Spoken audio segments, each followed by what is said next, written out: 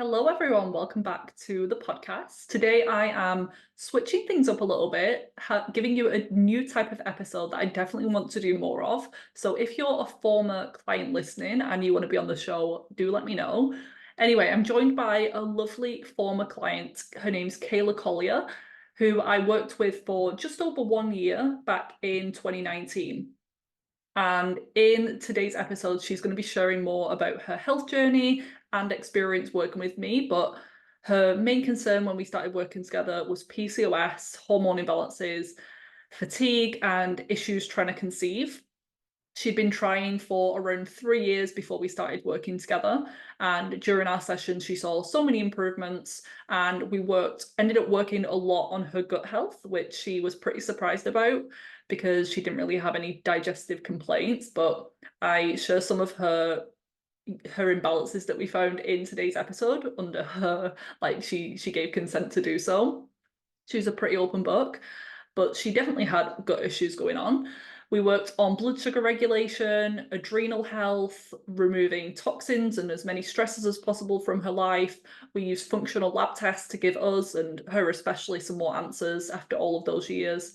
And after finishing her gut protocol, which was based on her unique imbalances like absorption issues, yeast overgrowth, bacterial overgrowth, she was desperate to start trying to conceive again after I'd asked her to take a little break, a 3 month break, I think she had, of trying to conceive during her gut and detox work, just because it's not recommended to actively be detoxing and killing off pathogens when you're wanting to conceive. So she was really great. And she said in the episode that she'd been trying for 3 years, so an extra 3 months wasn't a big deal. And in fact, it's it's necessary because it can help to just get things back on track. So after we worked on her gut a little bit, she was feeling so great and ultimately did have her son Nash, who's now 2, and she's currently pregnant again with her daughter Marley. So she achieved her health goals, but it wasn't all smooth sailing. Unfortunately, she did experience 2 miscarriages along the way between the pregnancies with her children. So trigger warning in advance, as I know it's a sensitive subject, but I wanted to have Kayla on as she's so open and honest about her experience and just her mindset around being someone who's doing all the right things, like making her own laundry detergent and eating super clean, but these things can happen. So I just wanted to chat about a taboo subject like that. It doesn't necessarily mean that that something's wrong. Our last session was in 2020, so it's been a while for us just to like have a call like this, but we have stayed in touch since on social media. So this was a bit of a catch up for us too. I hope you enjoy the conversational style episode. She really is a ray of sunshine, and I'm sure you'll see that in today's episode. So let's get into it. Hello, Kayla. It's so good to see you again. Welcome to the Hormones in Harmony podcast. Hello. And you're my first special guest as a client. So I normally chat to practitioners and do my little solo episodes, but I thought it would be good because I've seen other people do this, having a client or a former client on the podcast, just to chat a little bit more about your experience, how you found like the whole process, because I know it might be helpful if someone's listening and they're like, I don't know if this is like the right fit for me. Maybe they resonate today with something that you're talking about. And just to hear an actual, instead of me just obviously hyping myself up, I want someone else to talk about the benefits that they saw, the health journey in a little bit more detail. So yeah, I thought you would be the perfect person. Well, thank you. I feel so honored. Because you're pretty good. I know you have a social media page and I've seen you do videos and things, whereas some people are just completely no picture on the profile. They just keep Yeah, on the I down like to low. talk a So lot. yeah. You're pretty outgoing, so I thought you'd be a good fit. So you're Awesome. welcome. And today we're going to talk about your health journey to begin with, and then just a little bit more about what we did when we were working together.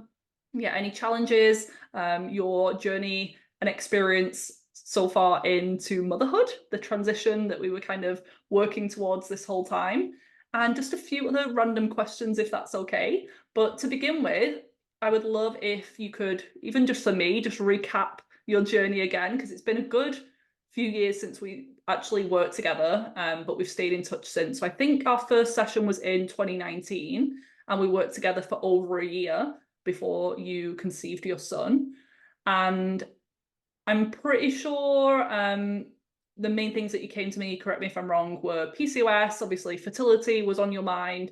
And I asked before we hit record, I wasn't sure if you had obvious digestive symptoms, but you said not really, didn't think so, but I still suspected it because of your hormone imbalances. So I would love for you to just give us a little bit of an overview, who you are, and a little bit about your health journey and yeah, what you were struggling with before we started working together. Yeah. In as much detail as you want. All right. I'm Kayla. I am from the United States, which I think is important to say because you are not. And I'm from Missouri. Oh yeah, true. So I don't just work with people. If people haven't already noticed, I try and do say I work with people all over the world. But yeah, I have pretty much split 50-50 clients US and the UK, and then some of those dotted all over. That's awesome. Yeah.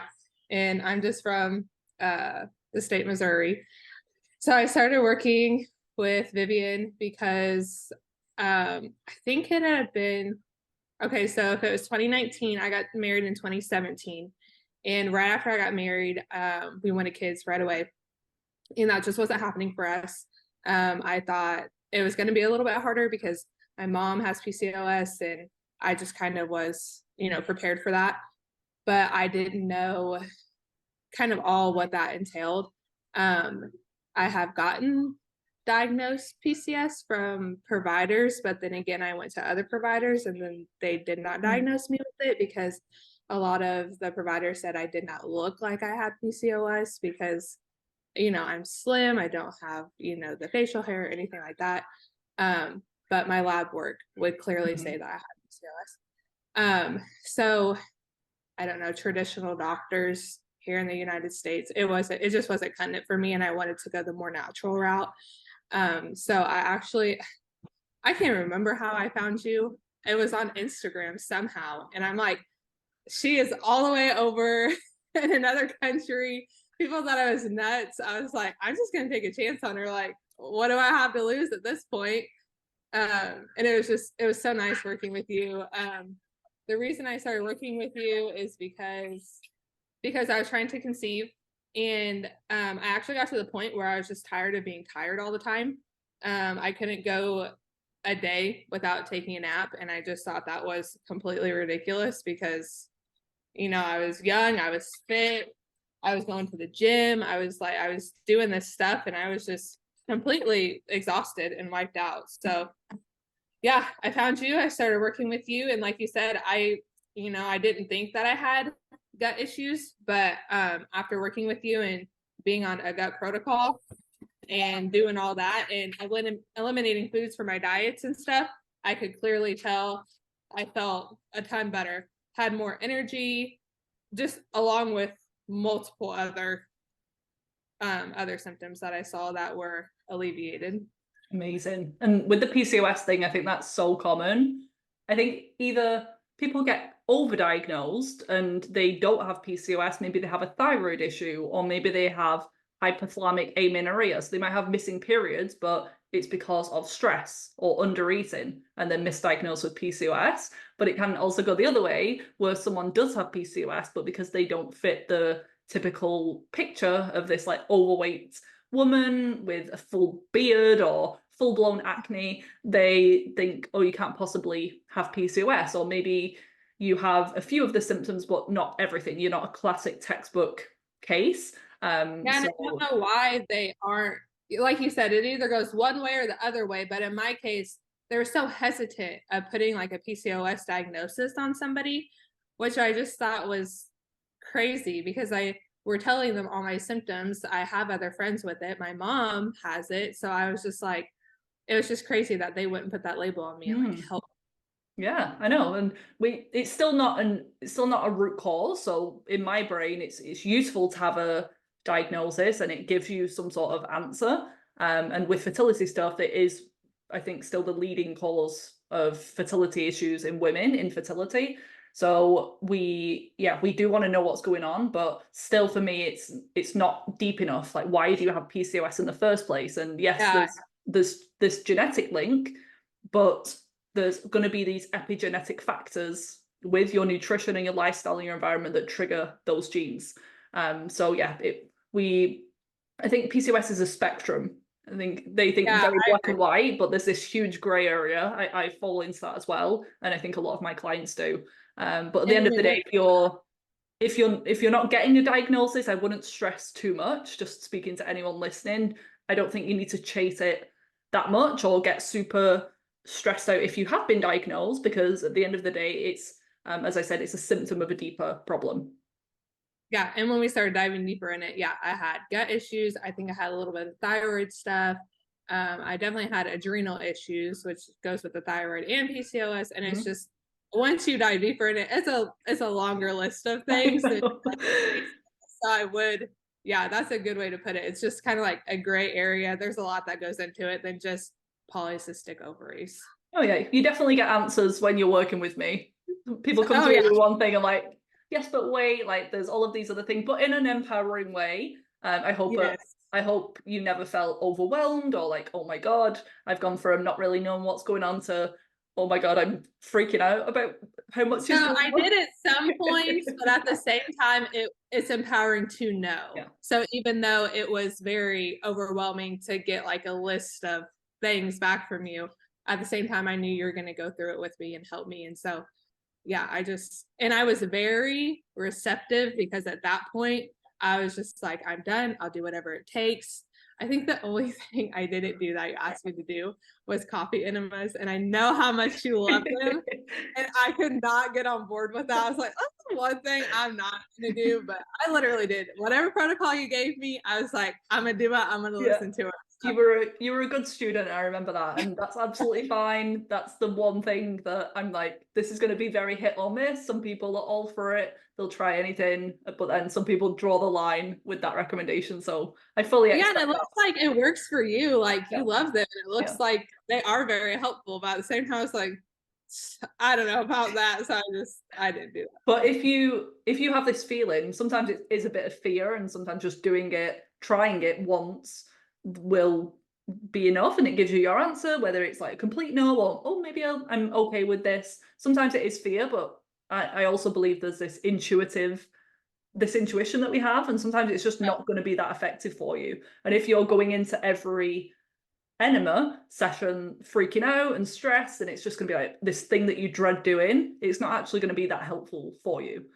So yeah, if you're doing absolutely great with everything else and you're still seeing improvements, we don't necessarily need to add another thing to your to-do list unless it's I always say when I really feel like it's going to make a difference, I'm never going to force you, but I'll strongly encourage certain things if I really know they're going to make a difference. But in your case, I was probably like, that's fine. The information's there. If you want to try them, you can do, Yeah. but you were seeing improvement. So yeah, we don't need to completely like switch things up and try a million more things at that stage. And that's another thing that you said that. That's another thing that I really liked about you is that as we got off the call, you wrote a protocol, whether it be that day or the day after. And it was very helpful. Like I still have the app and I'll still go back and look at that stuff because I'm like, either I'm just referencing it or I forgot it or just anything because I was like, those are really detailed and they're really good. They're helpful. That's what it's there for. So I try and make every protocol or plan, as I call them, different. So I'm not just saying the same things in every one, because then that's kind of a waste for you. I'm not just going to say eat healthy or drink more water at every one. I try to educate on whether it's like sleep and your circadian rhythm, your body clock, or non-toxic living. I know that these are going to be things that support people long term. And so yeah, try and like add something new every time. And I don't expect people to fully implement everything and cross everything off the list, because with some of the recommendations like the non-toxic living, I even say this is going to be an ongoing process. It's not just going to be that you throw everything out that's got chemicals in and start from scratch within a week. It's just going to be a reference to go back to, so that next time you need a new shower gel or laundry detergent, you've got a resource then to refer to. And I'm making this even, I'm going to give you access to this as like a thank you for doing this podcast with me. But I don't know if you saw online, as of May, I'm going to make an upgrade to that as well. So you've still got all of your protocols, but I'm making this online resource on, it's a platform called Kajabi. And there's just going to be more videos and tutorials and Q&As on this website. So with the app, you can watch even more content. So yeah, we'll give you access to that. And then anyone who's listening, who's interested, that change is going to come about in May, sorry. But if you sign up to the root cause relief package, as it's called now, I think the names were a little bit different back then. If you sign up before May, you will get automatic access to that at no additional charge. So yeah, it's an exciting upgrade, even more benefits, but the protocol that Kayla's talking about is this personalized plan that you get after every consultation with me. And I summarize what we've spoken about. I give you some recommendations for diet, lifestyle, and supplement recommendations as well. And at the time we were working on Kayla's gut health, because I think after the first session we did a stool test, didn't we? So how did you feel about doing the stool test at the time, with you not having any digestive symptoms? I know that might have sounded a bit weird, like, why do you want to do a poop test when there's nothing wrong with my gut? But yeah, what were your thoughts? I don't know why, but I just fully trusted you. And I was like, if I'm going to pay for this girl and give her my time, I'm going to do what she tells me, because like I said, I don't really have nothing to lose. I didn't have any fear around that. I think the biggest thing for me was like, is my husband gonna come in here and see me? Oh yeah. Doing this? Like, lock the bathroom door, put all the curtains and blinds down, don't let anyone in. Yeah, I was just like, it was funny, but yeah, and it's funny that I still talk about it to this day, because I tell everybody I know about you. I'm like, if you have issues, don't work with my girl, because she's good. And the things that we found on the stool test, there were quite a few imbalances, wasn't there, as I suspected. And this was manifesting as fatigue, as the hormonal, like, fertility challenges, which just blows people's mind, because they would think to have poor gut health, you're going to be severely bloated, having diarrhea every day. But these are the common things that I see gut health being tied to. So is it okay if I share a few of the imbalances that we found? Yeah, absolutely. So we found an overgrowth of dysbiotic bacteria. So these are pathogenic when they're in excess. So they're not necessarily bad bacteria, but when they're overgrown, they can just become a problem. And there's a specific, on this stool test, a specific category of bacteria. One's called the Firmicutes, one's called the Bacteroidetes. I don't know if you remember this, but I said it can be common with PCOS and metabolic issues. How when there's an imbalance in these two, you tend to absorb more calories from your food, meaning that you could be eating the same amount as someone else, but you might be struggling more with your metabolism, your blood sugar, your hormones as a result. So that was really interesting. You had some candida overgrowth present, which the stool test isn't the best test at picking it up. So even if it came back negative, it was likely that you still had some sort of candida overgrowth, just whenever someone's had antibiotics in the past, or birth control, or refined sugar in their diet. And you did have a parasite present, which the one that you had, Blastocystis hominis, in some cases it can be commensal, so it can live in harmony. If someone's like super healthy, it may not cause any problems, but the fact that you were symptomatic, it meant that it was probably contributing. So we did some treatment to eradicate that. And a big thing was your absorption was a problem. So you had the fat malabsorption. You weren't fully absorbing your fats properly. So even if you were trying to increase your healthy fats, your avocados, your olive oil, your nuts and seeds, you weren't actually absorbing them. And you need healthy fat for cholesterol. You need cholesterol to build your sex hormones like estrogen and progesterone to have healthy egg quality, strong progesterone, strong fertility. So we had to add in, we didn't have to, but we did, a fat digestive enzyme. So I think it was like ox bile or something like that, just to help you to break down your food a little bit more. And just some signs of inflammation in the gut. So a classic example of how someone could come to me with acne or fertility issues and have several imbalances on the stool test. So after that, we got started on a gut protocol, some antimicrobials. So these are a blend of herbs that work on different infections and different problems. So it is antibacterial, antiparasitic, antifungal. And I think we did that for a few months. And I advised to have a little bit of a break from trying to conceive during that time, because we can't really be detoxing and actively trying to conceive. It's just not safe. If you fell pregnant, it's just not been studied to be taking these herbs. So yeah, I asked you to have a little break. How did you feel about that? Because I know with fertility, people are like, I want a baby and I want one yesterday. So if I'm like, Yeah, okay, for the that's a next 3 months struggle. or however long, like if you can have It a was break, 3 months. yeah. Yeah, because I just looked at that protocol. I think right before I tried to conceive the one I'm pregnant with now, and I was thinking about maybe doing like a gut reset. I was like, oh, 3 months is a long time. But at that point, I had already waited a couple years, and if it was going to help, then I was like, I was all for it. Yeah, you're like three extra months isn't a huge Yeah, deal. no, it wasn't. And I say all the time, just giving your body that extra time, it'll actually mean that your chances of conception are higher when we do that, as opposed to still having these imbalances. It can just drag the process out a little bit longer. So if we spend that time really optimizing things, that'll mean that usually within a few cycles after stopping, the body usually falls pregnant, because it's been the stresses have been addressed and the nutrient levels are higher and all of that. And yeah, some of the top reasons that the gut impacts the hormones is because of the stress that it causes and the inflammation that it causes. If you have all of this inflammation in your body, that causes stress. And we know that stress impacts things like your progesterone production. And if you just think biologically, if a female body is stressed, it's not really thinking about carrying a baby. That would be like the lowest priority. That's like a luxury for your body to reproduce. It has to be in a state of safety and overflow. So that's like one of the ways. Another way is how you're not absorbing your nutrients properly. So you could have been eating perfectly for all of those years. There were definitely things that we needed to work on with your food and timings of food and all of that. And the macronutrients in protein, I remember talking about. But if you were eating all of this food, but you weren't absorbing it because you have low stomach acid and issues with your bile and your fat absorption, then it's kind of just going straight through. So you're not fully benefiting from those nutrients. So I think that's what made the biggest difference is removing that extra stress from the body and adding back in. So it's like taking the bad things away, adding the good things back in. And yeah, you fell pregnant, didn't you? How soon was that after you finished the gut protocol? Oh my goodness. I don't remember.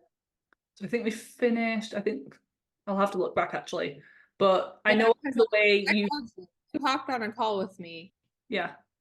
got pregnant and miscarried. Hmm. So it might be in your notes. I cannot Okay. remember. And yeah, in your journey, so you currently have a son. How old is he? Two? He's two. Two. Yes. And you're Mm-hmm. currently pregnant at 26 weeks? 27 weeks. 27 Yes. weeks, you're due in May, which Right. I'm so happy for. And you've achieved your ultimate goal, which is absolutely Yeah. amazing. But along the way, I know it's been a journey. And you sadly have miscarried twice now. And I've asked you before, you're happy to chat about this. You're an open book, which I love. But yeah, if you can talk a little bit more about your experience, like the first time, and then yeah, the conception of your son, how that went with the pregnancy and the labor. I would love to know. Okay. Awesome. Yeah, I'm not sure when I got pregnant that first time. I'm pretty sure I got pregnant 3 months after with Nash, after that miscarriage. But Hmm. so I got pregnant. I was so excited because when you see your first positive pregnancy test, it's very exciting. Um, Especially if you've been waiting for years as well. Years, yeah, I 3 years is how long we waited. And then I hopped on a call with you just to kind of see like what I should be taking, because still at this point I trusted you more than I trusted conventional doctors, which is still that at that point. But Hmm. anyways, uh, so I miscarried at 6 weeks. Yep, it was 6 weeks I miscarried. And my doctor, my OB, thought it was from maybe, you can't really say what it's from. If it's so, if it's so early, they say it's probably just chromosomal stuff that just didn't really form and make up a healthy baby. But the second time, so after I miscarried, another thing that they didn't tell me when I miscarried is that you should not be using tampons while the excess is trying to get out, that tissue's trying to get out. So I went ahead, used tampons. A couple days after I miscarried, I was still bleeding. Not heavy, just light brown, kind of reddish. And my doctor actually thought that I should do a D&C. So my numbers, my HCG levels, they were going down and then they come back up. They really like them to be like below 5 or at 0, to say that your body got rid of all the tissue. Otherwise it can cause infection and sepsis. And so he was finally like, yeah, we're at this point that we have to do a D&C. So I was it wasn't traumatic, but it was just like, oh, like I've never had surgery a day in my life. And then I'm going in for this. And yeah, it was just so sad. It was so sad because you finally get your pregnancy and it didn't last very long for me to even enjoy it really. And then I had to go get a D&C on top of that. And it was terrible. It was terrible. But I didn't have any signs or symptoms after that. Everything went well. And then, yeah, I'm pretty sure 3 months after, because I'm pretty sure I got either pregnant at the end of January or early February of 2021, because that's when Nash was born. So I got pregnant with him. And then I automatically got put on progesterone pills vaginally. So I would insert those at night just to help absorb that progesterone. So I got put on progesterone right away with Nash. And I carried him to term. So I only did progesterone for that first trimester up until 12 weeks, and then I stopped. And I think that's important to say because I just talked to a girl not too long ago, and she has to take progesterone shots all the way up until until she's due. So, I just took them for 12 weeks. It was enough to get me to the point. And I had a very healthy pregnancy. I would say the first 14 weeks, I was very nauseous. I got like C-stick bands and put them in my pressure points, and that seemed to help the most. Of course, you're fatigued just because you're creating life. But I would say my biggest symptom with Nash was I was nauseous for like 14 weeks. And then after that, it was smooth sailing. I had no problems. Very healthy pregnancy, actually. And then when I went to deliver him, I was almost 41 weeks at this point. And I was like, we got to get rolling. Not because I loved pregnancy. I'm one of those crazy people, I guess, but I loved every second. It could just be because it took me a little bit longer too, but I loved every second of pregnancy. And I was just like, I'm ready to meet him, and we're due. So I actually asked to be induced. My doctor doesn't like to do that. He wants the body to go naturally. But I asked to be induced and got induced at 7:00 p.m. and then went all night. My body was doing what it needed to do, was contracting just little bits. 7:00 in the morning, my doctor came in. He popped my water. And he was like, okay, well, this is where, the contractions are going to get pretty bad if you want to go ahead and get an epidural.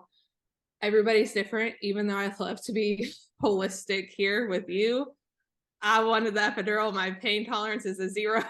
So I was like, yeah, go ahead and send them up. So got an epidural, and then I started pushing at, I would say around 5:00 p.m. because then I pushed for over an hour. And the term they use here is he was sunny side up, which means his face was like towards my belly. And they really like for them to be face down so they can just, descend naturally. And I pushed for over an hour. They put me on my hands and knees, on my side. They did everything, and he just wasn't coming out. Ended up having to have a C-section when they got him out.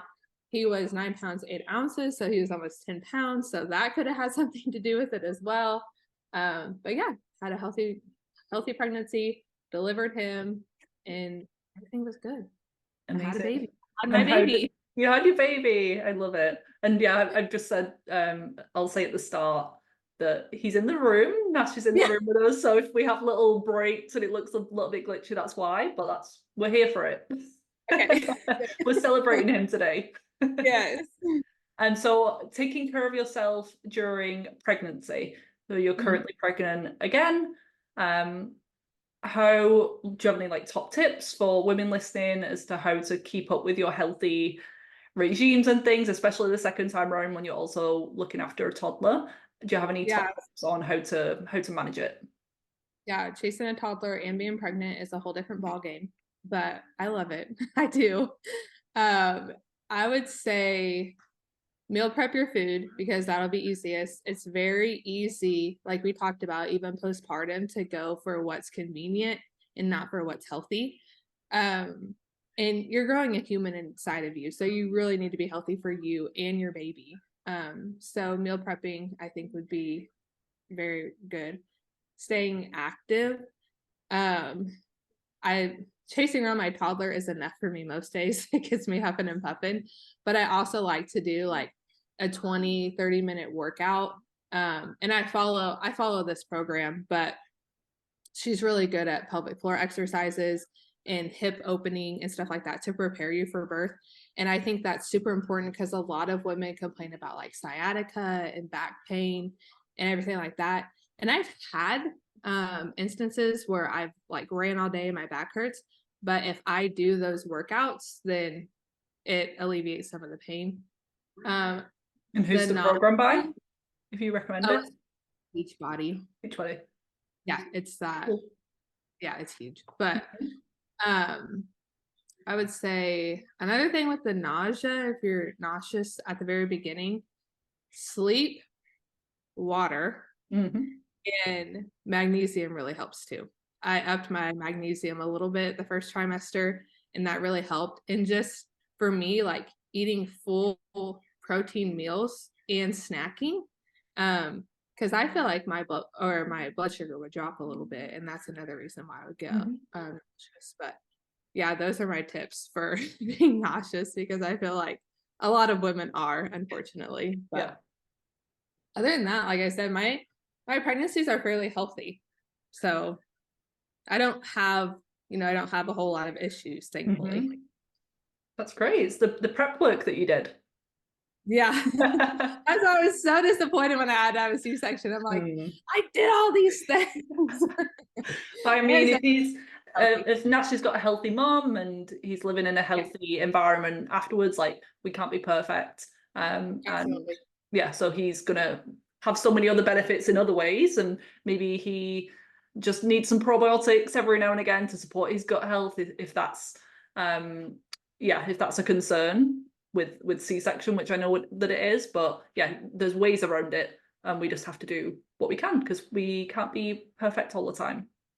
Yeah. Yeah. And a post that I saw on your Instagram, because I know you're pretty open and honest sharing your experience, especially other people trying to conceive or women that have been through miscarriage. And I saw one of your posts and it was talking about the mindset of how stressful it was. You felt like you were doing all of these things. You were the gluten-free, dairy-free, sugar-free girl, and you were like making your own laundry detergents and things. And you were like, why did I miscarry? What have I done wrong? I just want to Mhm. know your mindset and how, because I would absolutely feel the same. But we know with Yeah. miscarriage, like you said, it can just be one of those things that there's no explanation. Obviously, we want to investigate and check in on things like your thyroid and check and do like as much preconception work as possible. But I do have clients who stop the pill, fall pregnant like the next month, and they're already in this state of depletion. And yes, that can contribute. So we do have some um like influence over our hormones and how nourished we are going into pregnancy does have an impact. Like we can't deny that, but it doesn't mean that if you have a miscarriage that you've done something wrong necessarily. There's so many Yeah. factors that go into it. So I would just love to know your mindset and how you feel about that now. Yeah. So I think we put a lot of pressure on ourselves as women, especially when we start working with a practitioner like you and we do the work. And then when it happens for you, then it doesn't end the way that you expected. And all I did was a little Google search as to, thankfully, I feel like I miscarried so early with both. I had a miscarriage after Nash before I got pregnant with this one. And thankfully, they both happened before 10 weeks. So I feel like I wasn't too far along to where it's still devastating, but in my mind, I didn't get super far. And I did a quick Google search the first time as to why something like that could happen so early. And all I saw was just like the chromosomes weren't making effectively to form a baby. So your body just kind of gets rid of it. And I also saw, I think the statistic is like 1 out of 4 women miscarry their very first pregnancy. So even though that's super disappointing, it actually gave me hope as well. Because the first time I miscarried, I remember I just kept thinking, I can actually get pregnant. So I was actually so happy, like, even though that baby didn't stick, so to speak, I was so happy that I knew I could get pregnant because I had never seen a positive pregnancy test in my life. So that's how I kind of glimmer thought. of hope. Yes, yep. And that's how my mindset was around the first one. The second miscarriage, it was a lot harder for me because we knew, me and my husband knew we didn't want to have babies super close together. But fine, and I told him I'm never getting on birth control again. So if you don't want any more babies, that's something you need to do yourself because I ain't touching that stuff ever again. So our form of, what do you call that? Birth control? Yeah, our form of birth control was condoms. So we wore condoms for the first year. And then I would say like a couple months after Nash turned a year old is when I conceived naturally. I wasn't trying nothing, because when I was working with you, I did all the stuff like you had just mentioned, but I also was recording my temperatures with, I can't remember what the thing was called, but I would insert it vaginally. Ovisense? Like a little sperm. Yes, Ovisense. And it would go to your phone, and then it would tell you peak times of when to get, to have sex. And I wasn't doing any of that this time around, and I fell pregnant naturally. And I was ecstatic. I was like, wow, this is like this. I'm very faithful. So I was like, this is God's timing for us. And then we actually saw a heartbeat at 6 weeks. And then at 9 weeks, the baby didn't grow any further than the 6 weeks and stopped having a heartbeat. So that was devastating because I started spotting, like literally a couple days before I was supposed to go to the doctor. So I was very, very disappointed about that. And it was very hard because at that point, like, you start thinking like, oh, your other child is going to have a sibling and they're going to grow up with somebody. And it's just, and then it gets taken away from you. I think that's the big thing is like you say, you kind of do everything right, and then it just gets taken away from you. It's you feel like maybe I've overcome the fertility things now, and it happened last time, so it's gonna happen. I was like, oh my gosh, I get fixed, because you hear people, I don't know if you've heard this personally, but there are multiple girls on my Instagram saying like after they had a baby, it kind of cures their PCOS, and then it kind of like resets themselves. Yeah, like food intolerance and things, like they can eat gluten again, and they no longer have like all of these problems. Yeah, it's like I that happened for Pregnancy me. fixed me. Like it took a while to get pregnant, but then that was like the miracle thing. Yeah, and I feel like once you're, and I also agree with, once your body knows how to do it, it will do it again. But then after I had that miscarriage, even though we didn't use condoms, after that, it was still a whole year before I got pregnant again. So it didn't happen as fast as it did with the first one. So I'll still say that like 6 to 12 months can be completely like normal, even if everything's fine. Like obviously do the tests maybe at the 6-month mark just to be sure. But people think it's just going to happen the first month, which it can, so be prepared. But it can take time, and it doesn't necessarily mean that something's wrong, but then I know after the year mark you can get referred and everything, and they start to take it a little bit more serious. But yeah, I think every pregnancy, every part of the fertility journey can be different because so much had changed as well in your life. You were a mum and probably like had some depletions going on for the first year. Like it takes a good couple of years to recover like physically from Yeah. the first pregnancy. Mhm. So anything that you do differently, anything that you're doing differently between the first and second child? No. No. No, my pregnancies, they're basically the same.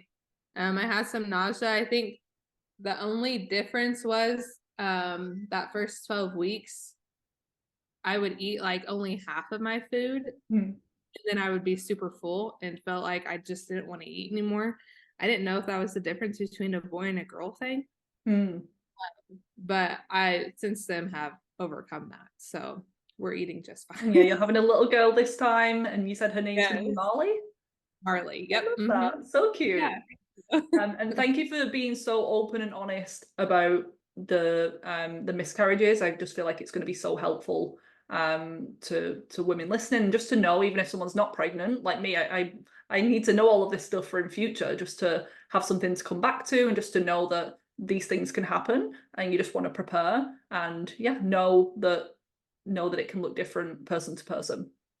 Yeah, and that's actually why I started. Well, I was pretty open on social media beforehand, before I started having kids, but I actually started like, I don't have the business anymore, but I started a whole business off of my miscarriage because I felt like it just wasn't something that was talked about. And I felt very alone in it. And it wasn't until I started posting on social media about mine and what it looked like for me that other women started reaching out to me. And that's when they say, oh, yeah, I've had a miscarriage Mhm. too. And it was my very first one. And a lot of women started opening up, and I just, yeah, if it can help somebody, then yeah, I definitely want to share it. Plus nobody was talking about it, I didn't feel Yeah. like.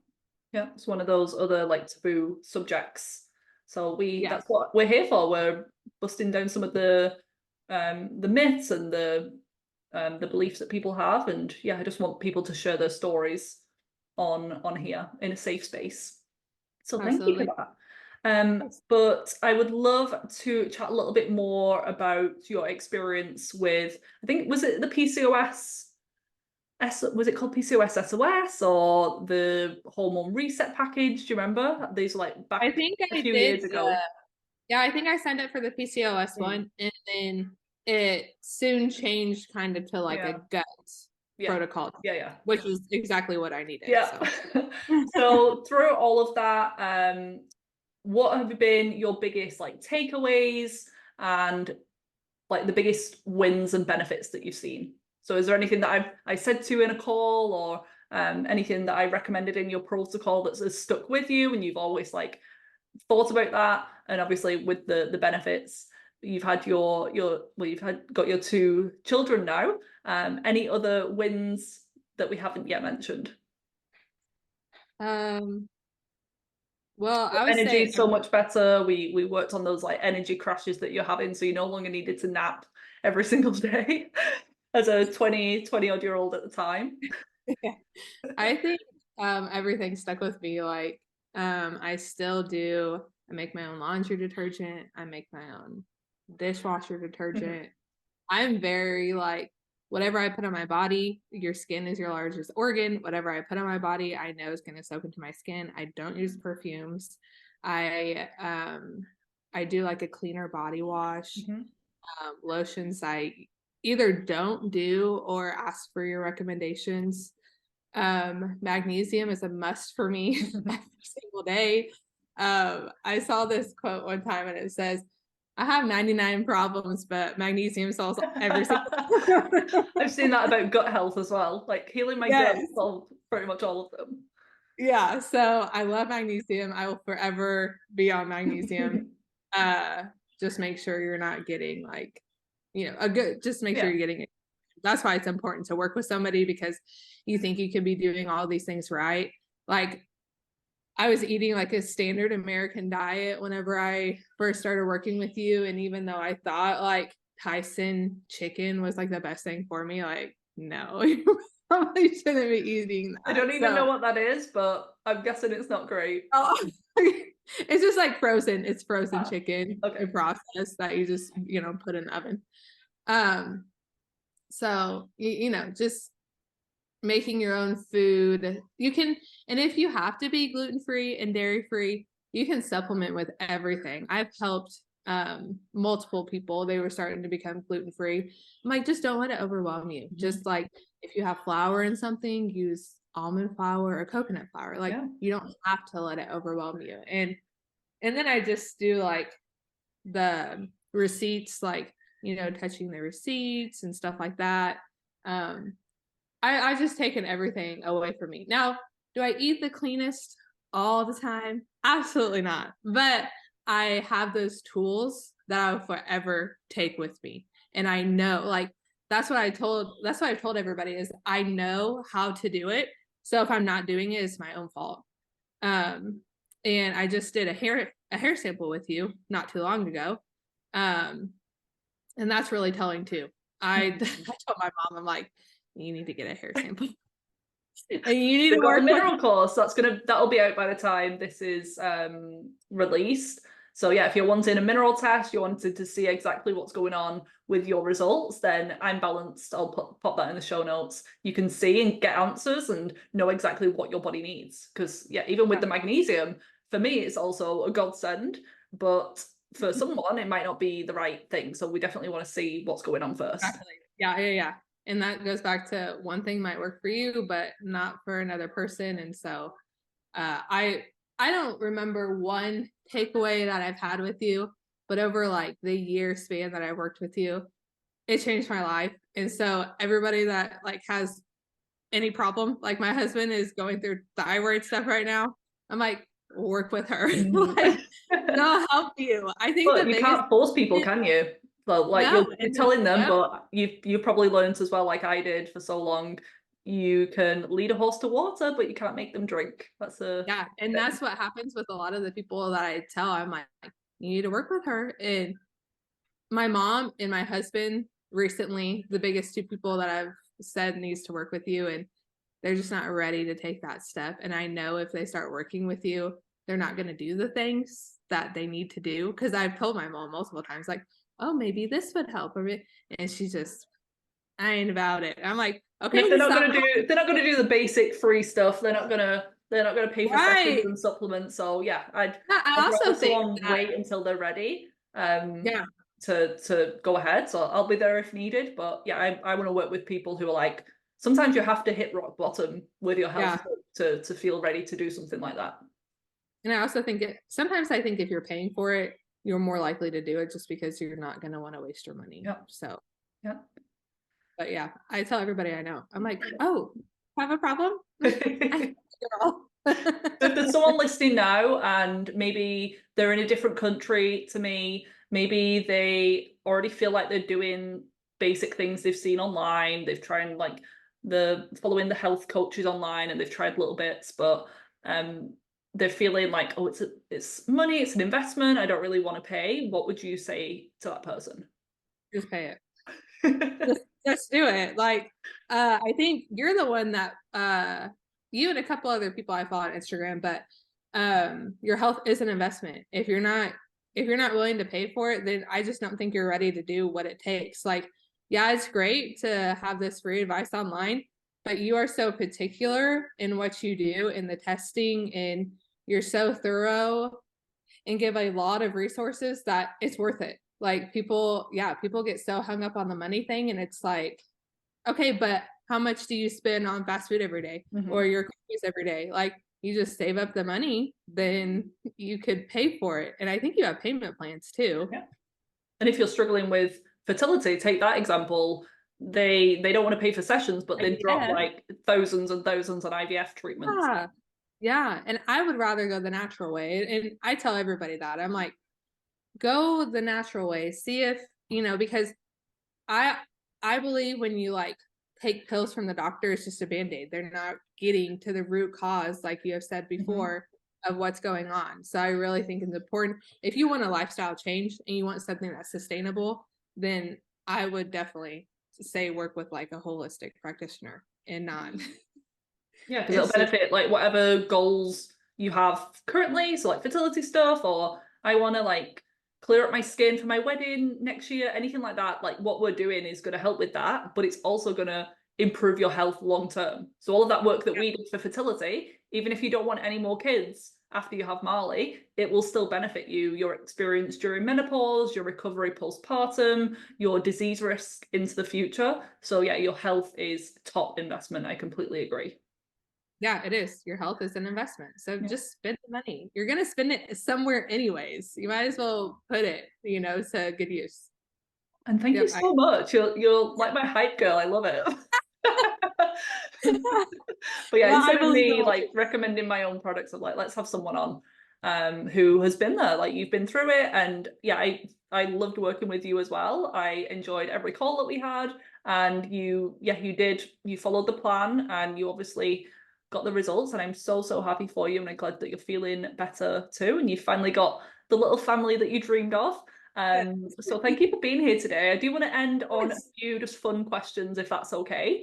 So the Okay, yeah, first let's do one it. is, what's something that you're into lately? So this could be on the subject of health. It could be completely random, could be something that you're watching, a hobby, food that you're into.